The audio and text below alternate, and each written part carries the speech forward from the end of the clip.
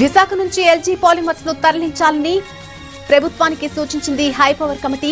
CM camp కార్యాలయంలో ముఖ్యమంత్రిని కలిసిన కమిటీ వేల పేజీల నివేదికను అందించింది. పాలిమర్స్ ప్రమాదంపై అనేక లోపాలను ప్రస్తావించింది. M6 ట్యాంక్ లో ఉన్న స్టెరిన్ లిక్విడ్ లో ఉష్ణోగ్రత పెరగడంతోనే ప్రమాదం జరిగిందని తెలిపింది. బాధ్యులైన వారిపై తగిన చట్టపరమైన చర్యలు తీసుకోవాలని సూచించింది. రిఫ్రిజిరేషన్, కూలింగ్ సిస్టంలో లోపాలున్నాయని, పాలిమర్స్ లో భద్రతా ప్రమాణాలు పాటించలేదని తెలిపింది high power committee.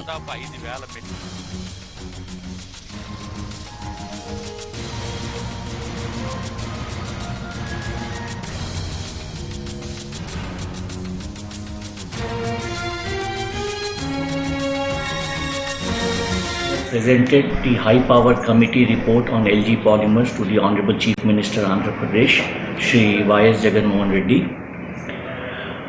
In this committee, we had 9 members.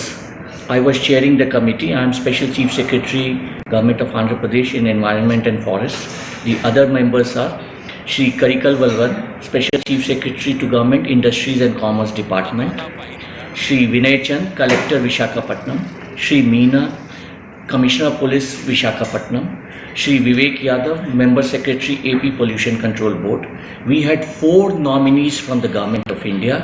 Dr. Anjan Ray, Director, Indian Institute of Petroleum, Dehradun.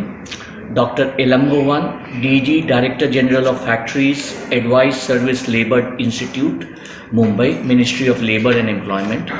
Shri Bharat Kumar Sharma, Regional Director, CPCB, Pune. Ministry of Environment, Forest and Climate Change. Dr. S.K. Nayak, Director, CPET, Chennai, Ministry of Chemicals and Petrochemicals. The committee had intensive deliberations. They examined each and every technical issue. The important point I want to emphasize is the committee had stakeholder consultations, and it went to the extent of inviting public to participate and give their views, suggestions, remarks, questions.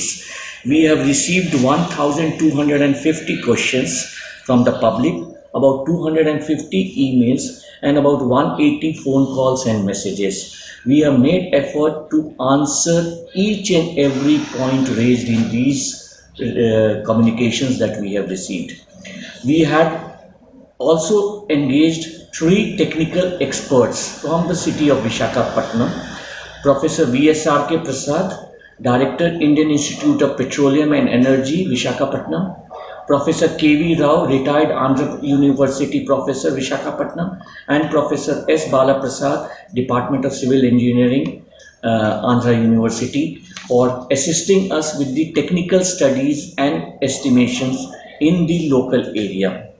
The committee, apart from having interactions with the factory management, the factory, we have sent all the questions to the factories, and they have given us voluminous answers to all the questions. The committee sat down and examined each and every question and answer. Similarly, the committee also took the reports from each and every regulatory department. The committee also scrutinized all the press reports, the press articles and other issues which arose. Committee also interacted with NGOs and collected their suggestions and reports. Even lot of environmentalists gave lot of suggestions to the committee on the thing. All those documents have been studied and channelized, and this is the annexure reports. And this is our main report, which this main report runs in about 350 pages. And this annexures nearly total to 4,000 pages. So these are the main contents, what we have, the process that we have followed for submitting the report.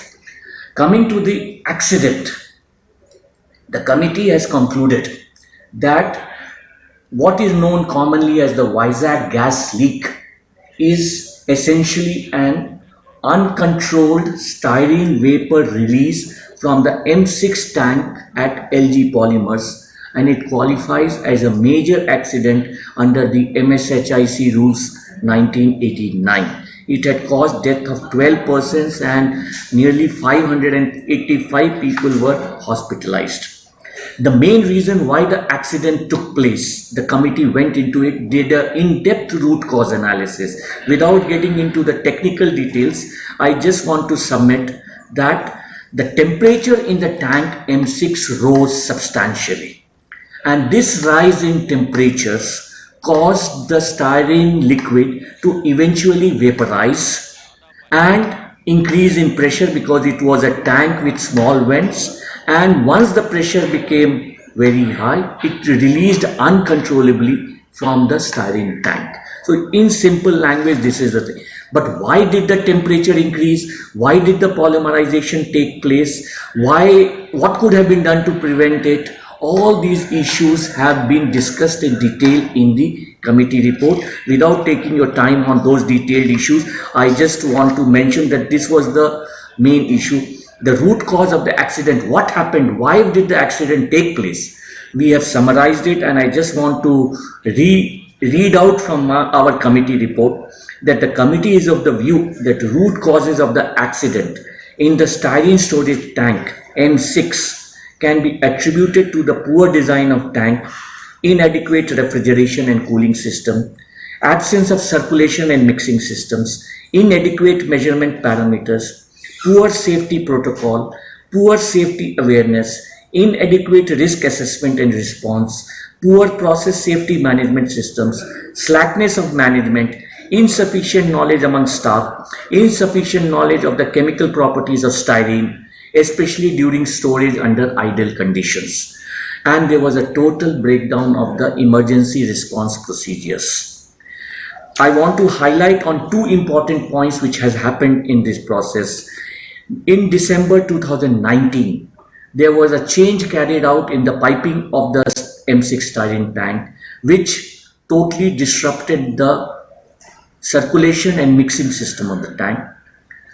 Second point which I want to mention is that on 24th of April, the tank had given initial signs of polymerization, which if the company would have taken as a warning signals, I think corrective actions could have been taken.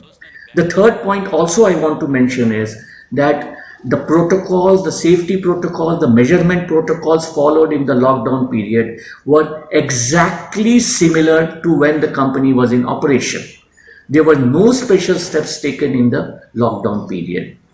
Having said this, after the emergency also, after the accident also, the company totally failed to activate the sirens, although they had 36 siren points. And that was a very major lapse because it gave no warning to the people living in the vicinity. Apart from that, we have also come to the conclusion in the committee that if the company had carried sufficient stocks of TDM, NDM and other terminating chemicals, they could have prevented the reaction to continue as a runaway reaction